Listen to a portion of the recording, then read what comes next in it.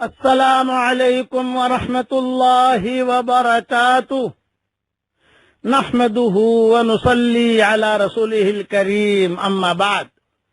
آج کا سبق سن لیجئے، سبق نمبر 710۔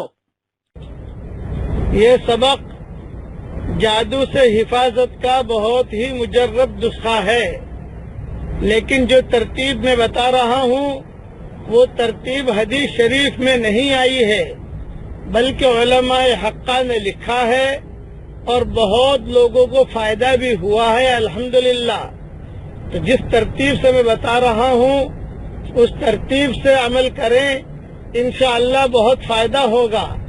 اور اگر کسی پر جادو کا اثر نہیں بھی ہے تب بھی اگر پڑھیں گے تو انشاءاللہ آئندہ جادو سے حفاظت ہوگی۔ اس کا خیال رکھنا، حدیث کہہ کر آگے مت بڑھانا۔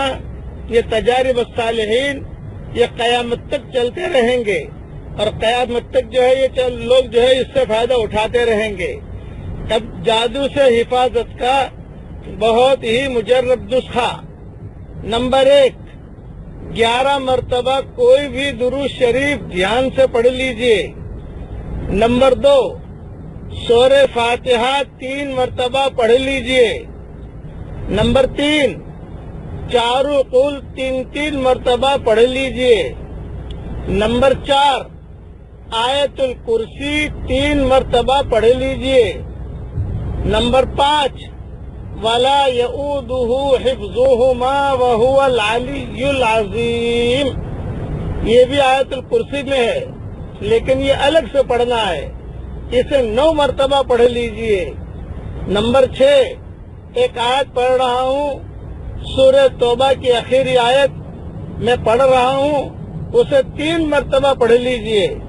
لَقَدْ جَاءَكُمْ رَسُولٌ مِّنْ أَنفُسِكُمْ عَزِيزٌ عَلَيْهِ مَا عَنِتُّمْ حَرِيصٌ عَلَيْكُمْ بِالْمُؤْمِنِينَ رَءُوفٌ رَحِيمٌ فَإِن تَوَلَّوْا فَقُلْ حَسْبِيَ اللَّهُ لَا إِلَٰهَ إِلَّا هُوَ عَلَيْهِ تَوَكَّلْتُ وَهُوَ رَبُّ الْعَرْشِ الْعَظِيمِ۔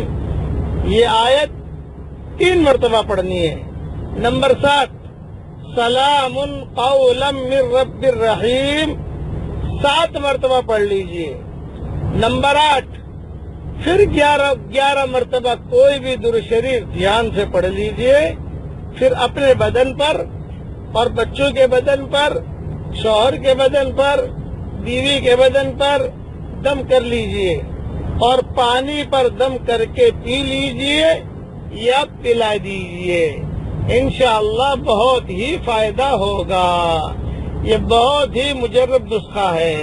میں اس کا امیجز بنا کے بھی بھیج دیتا ہوں تاکہ موبائل میں آپ محفوظ کر سکیں۔ اور یہ نسخہ میں نے میری کتاب مومن کے ہتھیار میں بھی الحمدللہ لکھا ہوا ہے۔ جس کے پاس مومن کا ہتھیار ہو وہ وہاں بھی دیکھ سکتا ہے، اور اگر مومن کا ہتھیار نہ ہو تو امیجز انشاءاللہ آپ کو پہنچ جائے گا۔ ایک بات کا یہ خیال رکھیں کہ یہ جو عمل بتایا ہے یہ صبح شام بھی کر سکتے ہیں، اور اگر بہت مشغولیت ہو تو 24 گھنٹے میں 1 مرتبہ بھی کر سکتے ہیں۔ اچھا تو یہی ہے کہ صبح شام کیجئے، لیکن کافی مشغولیت ہوتی ہے تو 1 مرتبہ بھی کرو گے تو بھی چلے گا۔ میں دعا کرتا ہوں کہ اے اللہ جو بھی جادو کی بیماری میں مبتلا ہو، عافیت کے ساتھ ان کو جادو سے شفا عطا فرما، اور جو پریشان حال ہوں ان کی پریشانیوں کو دور فرما۔ اے اللہ شیطان کا چھٹ بھیا بننے سے تو ہم سب کو بچا لے۔